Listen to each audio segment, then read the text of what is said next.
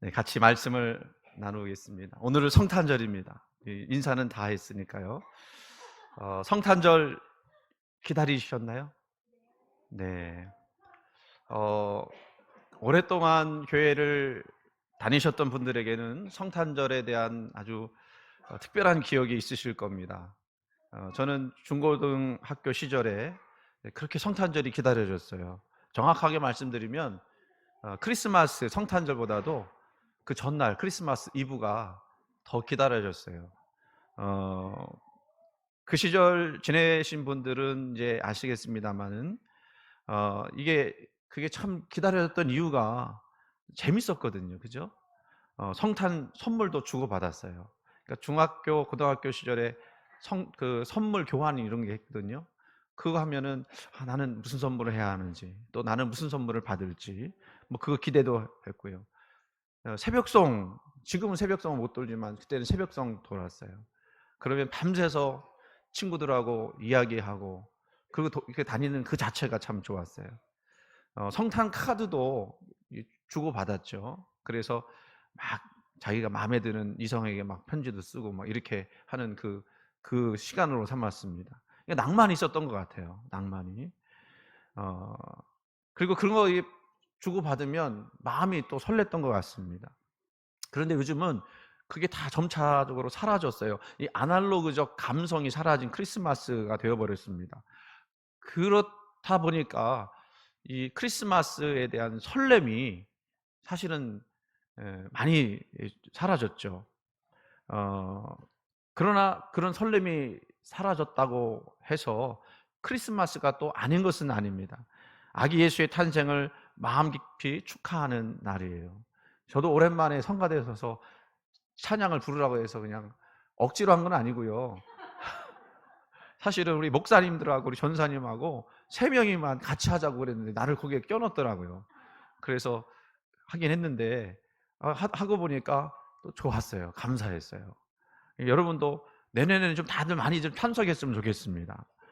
어, 그 설렘이라는 게 사실은 우리 크리스마스에게 있던 것인데, 그 설렘은 사실은 어떻게 보면 부수적인 거죠. 정말 우리 기뻐해야 할 거는 우리 예수님께 다시 오신 날, 그리고 그 성탄절의 의미를 깨닫는 그 시간이 더 기쁜 거 아니겠습니까? 자, 이 성탄절의 진정한 의미는 뭘까요? 다 아시죠? 이 땅에 주님의 백성을 구원하시려고 오신 예수님의 탄생, 그것을 축하하는 겁니다. 그런데 아십니까? 실제로는요, 예수님의 생일이 12월 25일은 아니에요. 이 크리스마스라고 하는 것은 그리스도 미사가 합쳐진 말이에요. 예수님이 태어난 날에 대한 기록은 성경에 없죠. 여러분 언제 태어났다고 하는 그 기록 보신 적 있어요? 그런데 이 날을 정하게 된 이유는 4세기 로마의 감독 리베리우스라는 사람이 그때 당시 로마 이교도들이 지고 있던 태양절, 그 태양절을 선교적 의도로서 이렇게 바꿨어요. 그래서 크리스마스다 해서 그날은 태양을 숭배하는 날이 아니라 빛으로 오신 예수님을 축하하고 그 탄생을 기념하는 날로 삼자. 그래서 이 전도, 선교하기 위한 목적으로 이 크리스마스가 12월 25일에 그렇게 정해진 거죠. 그렇다고 여러분 성탄절의 의미가 뭐 성경에 없는 거 지킨다고 하니까 의미가 퇴색하는 것은 아닙니다. 성탄절이라고 하는 것이 그 생일을 축하하는 것으로 끝나지 않고 왜 이 땅에 예수님께서 오셨고 또 우리는 그 탄생을 축하해야 하는지 그거를 생각하고 예배하는 날입니다. 그 의미를 좀 살펴보려고 그러는데요. 오늘 본문 4절에서는 세례 요한이 등장합니다. 그런데 세례 요한을 뭐라고 소개하느냐면 광야에서 외치는 자의 소리, 광야에서 외치는 자의 소리. 멋있죠. 표현이 멋있습니다. 저도 이렇게 되려고 애쓰고 있어요. 왜냐하면 우리가 사는 세상이 마치 광야처럼 거칠기 때문에 그렇습니다. 이 광야 같은 세상에서 하나님의 구원 소식을 알릴 수만 있다면 이 얼마나 감사한 일이겠어요. 말씀을 전하는 자로 그 구원의 메시지를 전하게 된다. 그래서 그 광야에서 살고 있는 그 영혼들에게 자유의 메시지, 구원의 메시지를 전할 수만 있다면 얼마나 그 감사한 일이겠습니까? 그런데요, 그렇게 되기까지는 참 힘들고 고단한 거라는 걸 잘 압니다. 왜냐하면 이 마태복음에서 이 세례 요한을 또 표현할 때 보니까 그는요 낙타털 옷을 그 거칠고 그냥 딱딱한 이 낙타털 옷을 입고요. 허리에는 가죽띠를 띠고요. 그리고 먹는 것은 메뚜기와 석청을 먹었다고 그랬어요. 아마 자연식을 하는, 천연 자연식을 한 사람이 세례 요한인데 아마 날씬했을 것 같습니다. 광야는 또 어떤 곳이에요? 문명과는 거리가 먼 거예요. 그리고 권력과도 거리가 멀었습니다. 흙, 돌, 먼지, 하늘, 구름, 야생화, 그리고 들짐승이 있는 연상되는 곳이 바로 광야죠. 그렇기 때문에 광야라고 하는 것은요, 더는 물러설 데가 없는 사람들이 가는 곳이라고 말씀드릴 수 있어요. 거기는 오직 하나님만 의지해야 하는, 그런 삶을 살아야 하는 사람들이 머무는 곳이죠. 그래서 그게 쉽지 않다는 것입니다. 그런데요, 그런 삶을 동경하신 분들이 있어요. 바로 사막의 교부들입니다. 중세 시대에요. 교부들이 있었는데, 교부들은 교회의 아버지 이런 분들이고, 그들이 이제 신앙을 전수하고 사상을 전수한 분들인데, 이분들이 신앙적 유산을 많이 물려준 분들이에요. 그들이 왜 광야로 들어갔을까 생각해 보면 세례 요한처럼 되고 싶어서 그랬을 겁니다. 하나님과의 긴밀한 관계를 맺기 위해서. 그래서 그곳에 들어간다고 하는 것은 뭘 의미하느냐면 자기의 생명을 하나님께 맡긴다, 그렇게 생각하고 들어가는 것이에요. 그런 광야에서 있다라고 생각해 보세요. 여러분, 무슨 소리가 들리겠습니까? 하나님께 기도하는 순간 그 영혼의 소리가 그에게 임하게 될 것이고, 그 소리를 듣는 사람은 그 말씀을 또 전하게 되었을 겁니다. 그렇게 하나님만 의지하고 먹고 마셨던 세례 요한이 던지는 그 메시지는 참 특별할 수밖에 없었을 것이고, 그 몇 마디 말하지 않더라도 그 말씀에는 힘과 능력이 있었을 겁니다. 한마디 한마디가 살아서 움직였을 거예요. 그래서 그 설교는요, 폐부를 찌르고 영혼을 가르고도 남을 수 있는 그런 말씀인 거예요. 오늘 제가 드리는 이 말씀이 그렇게 되기를 원하는 거죠. 근데 그가 뭐라고 외치냐면 누가복음 3장 4절과 5절 말씀에 이렇게 외치는 거예요. 너희는 주의 길을 예비하라. 그의 오실 길을 곧게 하라. 모든 골짜기가 메어지고 모든 산과 작은 산이 낮아지고 굽은 것이 곧아지고 험한 길이 평탄해질 것이요 모든 육체가 하나님의 구원하심을 볼 것이라. 여러분, 이 말씀은요, 세례 요한이 자기가 한 말이 아니에요. 사실은 이사야가 먼저 한 말씀을 인용한 겁니다. 그런데 이사야 시대에 이 말씀은 어떤 말씀이었느냐면, 당시에 바벨론 포로로 잡혀간 사람들이 예루살렘을 사모하고 거기로 돌아가기를 소원하는 그런 마음을 갖고 있을 때, 이사야가 너희가 언젠가 구원을 볼 것이고 자유케 될 것이다라는 말씀, 그 예언의 말씀을 이렇게 던진 거예요. 그것을 이 포로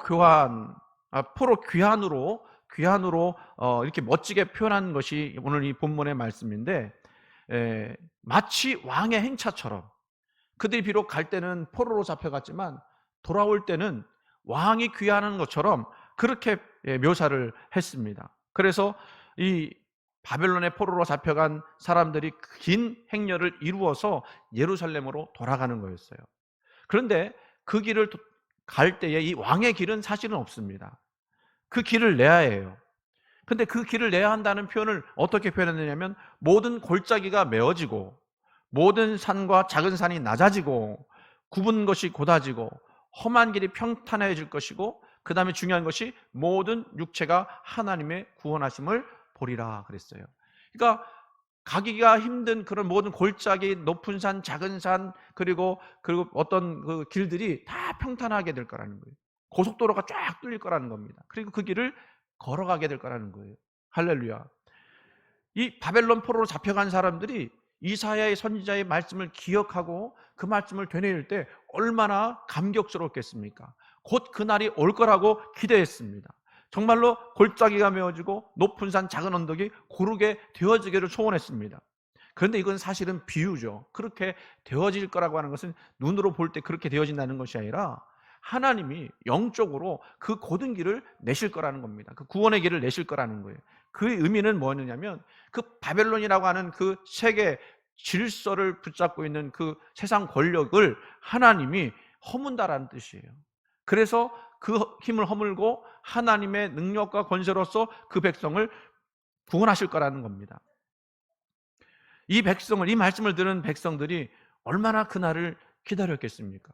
그죠? 여러분이 뭔가 막히고 또 얽매이고 또 그 마음속에 그 두려운 마음들을 갖고 있는 어떤 문제들이 있는데, 여러분 마음속에는 어떤 마음이 들겠어요? 이 문제가 빨리 해결돼서 정말 기쁘고 즐거운 날이 빨리 왔으면 좋겠다, 이런 날을 기다리지 않겠습니까? 그런 메시지를 이사야가 전했던 것이고, 그것을 다시 세례 요한이 다시 말씀하는 거예요.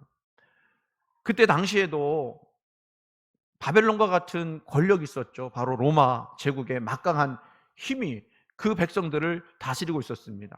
당시 빌라도 총독이 정권을 손에 쥐고 있었고 유대를 통치했습니다.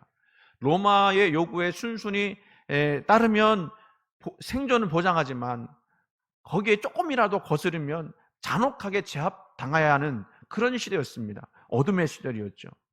그것의 가장 극단적인 그 경우가 바로 예수님의 당하신 그 십자가 처형 아니겠습니까? 반역이라고 하는 이름으로 십자가 처형을 당했던 거죠.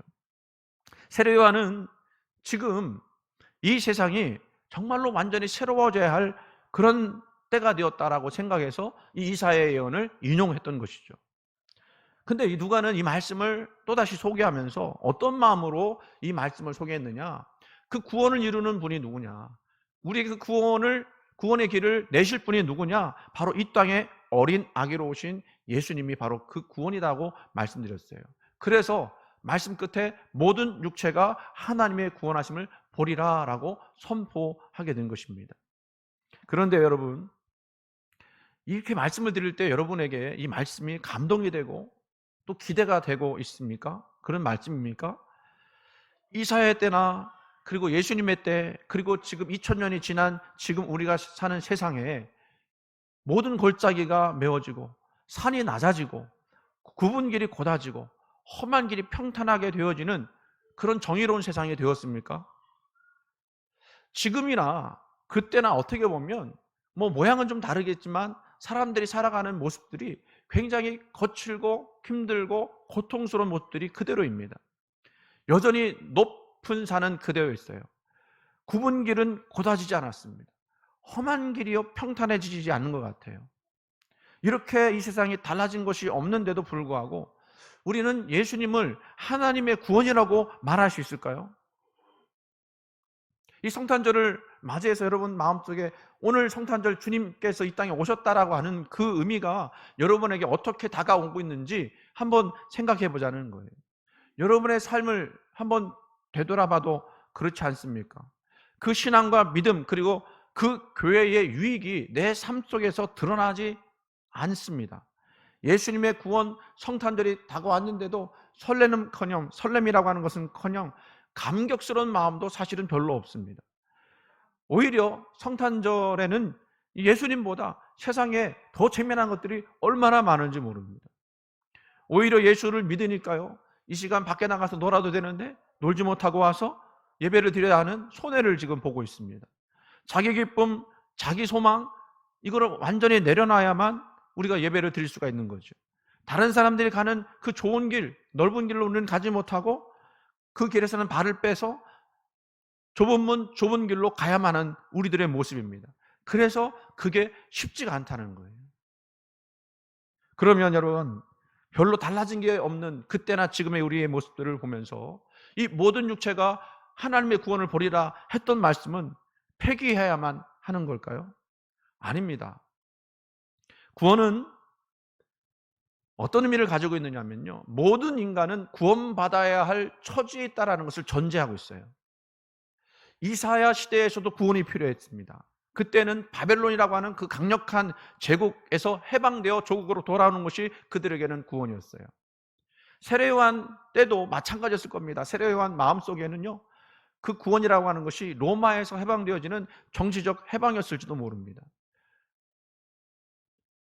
그래서 이 이스라엘은 계속해서 구원을 목말라 할 수밖에 없었죠. 로마가 지나간 뒤에 다른 나라가 또 다시 일어나서 그들을 지배하고, 그리고 결국에는 나라가 없어졌다가 1945년에 다시 회복이 된 거 아닙니까? 그렇다고 하면 누가복음에서 말하고 있는 구원, 그리고 우리가 지금 말하고 있는 구원은 어떤 의미가 있을까요? 가시적인 구원일까요? 그들이 생각했던 것처럼 힘과 권력에서의 구원일까요? 아닙니다. 여러분 잘 들으시기 바랍니다. 지금 누가가 말하고 있는 구원은요, 어떤 구원이냐면 그 어떤 조건에서도 흔들리지 않는 구원 경험이에요. 아무리 어렵고 힘든 거친 광야 가운데 살고 있는 우리들이지만 하나님을 믿는 그 믿음으로 말미암아 우리에게는 구원이 이루어진다라고 하는 그 확실한 그 믿음에서 나오는 그 구원 경험이라는 겁니다. 그래서 우리는 이렇게 말할 수 있는 거예요. 모든 육체가 하나님의 구원하심을 보리라. 지금 저와 여러분이 마음에 어떤 감동이나 감격 그게 없을 수도 있겠지만 그러나 그 구원이 오늘 저와 여러분에게 임하였다라는 사실은 믿으시기를 바랍니다. 그러면 그 하나님의 구원하심은 무엇으로 드러났습니까? 아주 쉬운 말씀, 답입니다. 다른 게 아니에요. 십자가와 부활입니다. 너무나 당연한 이야기를 하고 있죠. 그런데 여러분, 우리 같은 죄인이, 나 같은 죄인이 하나님의 자녀가 되었고 구원받았다고 하는 것이 얼마나 위대한 일인지를 안다면 그 십자가와 부활을 생각만 해도 가슴이 떨리는 그런 일이 되어야 할 줄 믿습니다. 여러분, 카타르 월드컵이 끝났어요. 그 아르헨티나가 우승을 했습니다. 근데요, 그 아르헨티나의 선수 중에 누가 있느냐면 메시가 있었어요. 근데 메시는요, 다른 거 다 제쳐두고 월드컵 우승하는 것이 소원이었습니다. 그의 캐리어 중에 딱 한 가지가 빈 것이 있다면 바로 월드컵 우승이었어요. 근데 그 월드컵 우승을 이뤘습니다. 제일 행복한 사나이가 누구냐 그러면 아마 그 메시일 것 같아요. 그런데요, 제가 보니까 깜짝 놀라는 일이 하나 있었어요. 이 우승 이후에요, 누군지는 제가 잘 모르겠는데 누군가가 그 막 우승 세레머니 하는 중인가요? 아랍 왕족이나 입는 그 검은 망토를 그에게 이렇게 입혀줬더라고요. 그래서 여러분 그 사진을 보면 그 메시만 이렇게 검은 망토를 입고 이렇게 막 축하는 그 사진이 있어요. 그게 뭐냐면 왕이 됐다라는 그 얘기예요. 메시가 우승컵을 딱 드는 순간 그와 그 팀과 그 나라, 그 아르헨티나 나라 얼마나 감격하고 감동했을지 말하지 않아도 알 수 있을 것 같습니다. 여러분 그 감동이 느껴지시나요? 그런데요, 우리에게도 그 우승 트로피가 있다는 거예요. 우리가 그렇게 감격하고 기뻐해야 될 우승 트로피가 있다는 겁니다. 그게 뭡니까? 바로 십자가와 부활이라는 거예요. 그리고 그가 입었던, 왕족이나 입던 그 검은 망토는 우리에게는 어떤 것이 됩니까? 요한계시록에 말씀하신 흰 옷이에요. 하나님 이기는 자에게 주시는 그 흰 옷입니다. 바로 우리는 그 흰 옷을 입고 그 우승 트로피를 들고 있는 것과 마찬가지예요. 우리도 기뻐해야 합니다. 우리도 즐거워해야 합니다. 메시가 이 세상에서 가장 행복한 사나이라면 우리도 이 세상에서 가장 행복한 사람이 되어야 합니다. 왜래요? 그 우승 트로피를 우리가 들고 있기 때문에. 예수님의 십자가와 부활을 통해서 우리는 죄와 죽음으로부터 해방되었습니다. 죄와 죽음으로부터 해방, 이것이 곧 하나님이 예수 그리스도를 통해서 이루신 일입니다. 여러분 이 우승 트로피를 지금 상상이지만 여러분 들고 있습니까? 거룩한 이 옷을 입고 계신지요? 이게 무슨 의미인지 또 무슨 기쁨이 있는지 모르는 분 계세요? 아니면 지식으로는 알고 있습니다만 가슴속으로 우러나는 감동이 없는 분 혹시 계신가요? 여러분 한번 잘 생각해 보세요. 아무리 좋은 조건과 좋은 환경으로 실질적인 안전을 확보하였다고 하더라도 영적으로 뭔가 묶여있고 죄에 지배당하고 죄의 결과로 인해서 슬퍼하고 우울한 삶을 사는다고 하면 그게 구원이라고 말할 수 있겠습니까? 여러분 먹고 살만하다고 구원이 필요 없는 게 아니에요. 많은 사람들이 착각하는 것 중에 한 가지가 내가 먹고 살만하니까 예수 필요 없어라고 말하는데 아니에요. 우리 모두는 죄로부터의 구원이 너무나도 필요한 사람들입니다. 그래서 우리는 구원받아야 해요.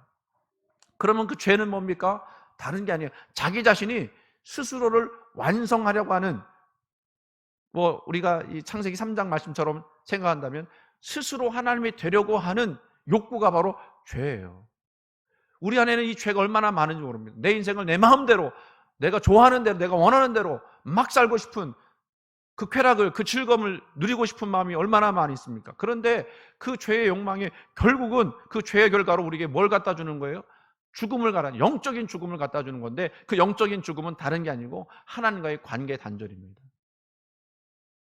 여러분, 많이 가진 것이 있음에도 불구하고 여전히 불행하고 여전히 뭔가를 소유하지 않으면 행복하지 않은 것은 다른 것이 아닙니다. 하나님을 진정으로 만나지 못했기 때문에 그래요. 우리가 태초에 하나님이 사람을 만드실 때 참 인간으로, 아름다운 인간으로 만들었음에도 불구하고 여전히 우리가 이 땅에서 인간답지 못하게 죄지며 살아가는 이유도 그 죄가 나를 사로잡고 있기 때문에 그래요. 그런데 예수님이 이 땅에 오셔서 그 모든 죄와 죽음에서부터 우리를 해방시켰다라고 하는 이 놀라운 사실을 우리에게 오늘 말씀해 주고 있는 겁니다. 그래서 참 행복이 예수님 안에 있습니다, 여러분. 참 기쁨이 예수 그리스도의 사역 안에 담겨져 있어요. 지금도 예수님은 하늘 우편에 앉아 계시고 성령님은 지금 저와 여러분 마음속에서 그 구원을 이루어 나가고 계신 거예요. 그래서 우리는 우리의 삶을, 존재를 하나님께 맡기게 되었습니다. 마치 광야에서 세례요한이 하나님께 맡기고 그 음성 들었던 것처럼 이제 우리가 그 구원을, 그 감격을 마음속에 품고 내 인생을 주님께 맡기는 거예요. 마치 알에서 깨어난 어린 새가 어느 정도 시간 지나면 이제 그 절벽 아래의 허공에, 허공은 아무것도 없는 것 아닙니까? 아무런 바칠 것이 없는 것 아닙니까? 그런 곳에 자기 몸을 맡겨서 날듯이 우리도 겉으로 볼 때는 하나님 보이지 않지만, 그러나 그 무한한 가능성이라고 하는 그 하나님에게 우리의 몸을 맡겨 그 세상을 날아가는 역사들, 그 구원의 역사들이 우리에게도 분명히 올 줄로 믿습니다. 그래서 모든 육체가 하나님의 구원하심을 보게 되어지는 그날, 사실은 그날이 바로 오늘인 거예요. 그 말씀이 현실로 여러분에게 경험되어지는 것입니다. 그 순간이 바로 오늘 오늘 이 길을, 그래서 성탄절의 그 기쁨과 평화가 여러분 모두에게 가득하기를 빕니다. 오늘 우리가 성탄절 즐거워하고 기뻐해야 하는 이유는 바로 다른 것이 아니라 예수님이 저와 여러분을, 한 사람 한 사람을 구원하시기 위해서 이 땅에 오셨기 때문입니다. 이 사실을 아는 우리는요, 오늘 이 예배를 드리면서 최고의 기쁨으로, 그리고 최고의 사랑으로 주님 맞을 준비해야 합니다. 오늘 이 시간이 그런 최고의 예배의 시간 되기를 주님의 이름으로 간절히 축원을 드립니다.